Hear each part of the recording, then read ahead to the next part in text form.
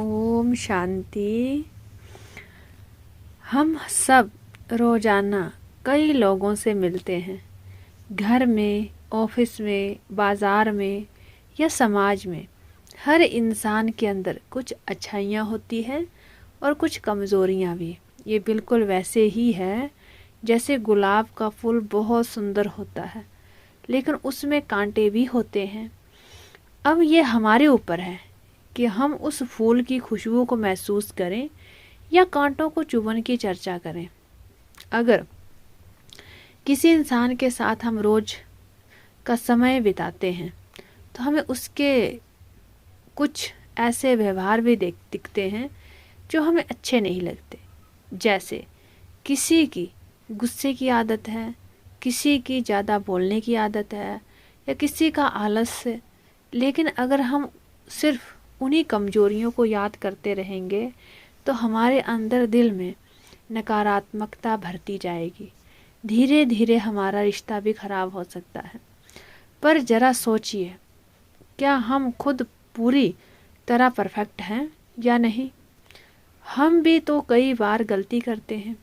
हम चाहते हैं कि लोग हमारी अच्छाइयों को देखें, हमारे छोटे छोटे प्रयासों को सराहें, हमारी सोच को समझें। तो फिर जब हमें भी पसंद है तो हम दूसरों के साथ ऐसा क्यों नहीं करते? असल बात तो यह है कि हर इंसान के अंदर कोई ना कोई खूबी जरूर होती है। कोई बहुत मददगार होता है, कोई सच्चा होता है, कोई मेहनती होता है, कोई सबको हंसाता है, कोई चुपचाप सबका ख्याल रखता है। अगर हम इन गुणों पर ध्यान देने लगे तो हमारा नज़रिया बदल जाएगा।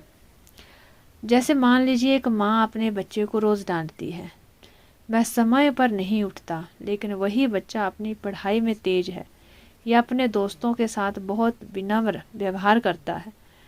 तो माँ अगर रोज़ उसकी इस अच्छाई को सराहे, उसे प्रेरणा दे, तो बच्चा खुद ही अपना आदतें सुधारने लगेगा। वही तरीका हम रिश्तों में, स्कूल में, दफ्तरों में भी अपना सकते हैं। जब हम किसी के गुणों को देखते हैं तो वह व्यक्ति खुद को बेहतर बनाने की कोशिश करता है।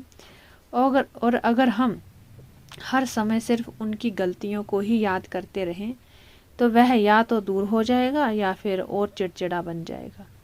गुणों को देखना मतलब फूलों को देखना। सुगंध से जीवन महकता है। अवगुणों को पकड़ना मतलब कांटों को मसलना। हाथ लहूलुहान होते हैं। हर सुबह अपने मन से एक संकल्प करें, आज मैं किसी के कम से कम एक गुण जरूर देखूंगी और सराहूंगा। जैसे आप यह अभ्यास करने लगेंगे, आपको महसूस होगा कि आपके रिश्ते मिठास भर रही है, मन शांत हो रहा है और जीवन में सच्चा आनंद आने लगा है। यही तो असली कला है, गुणों को चुनना। यही आध्यात्मिक बुद्धिमानी है। हर आत्मा की अच्छाई को पहचानना, सराहना और अपने जीवन में अपनाना। जब हम दूसरों के गुणों को देखकर अपनाते, सम्मान करते हैं, तो हमारे भीतर भी उन्हीं गुणों की वृद्धि होने लगती है। अंत में सब इतना ही है कि जैसे सूरज हर किसी को बिना भेदभाव के रोशनी देता है, वैसे ही हमें भी हर आत्मा में अच्छाई की किरण देखनी है। गुणों को चुनिए, अवगुणों को नहीं, क्योंकि जहाँ अच्छाई है वहीं सच्ची खुशी है। ओम शांति।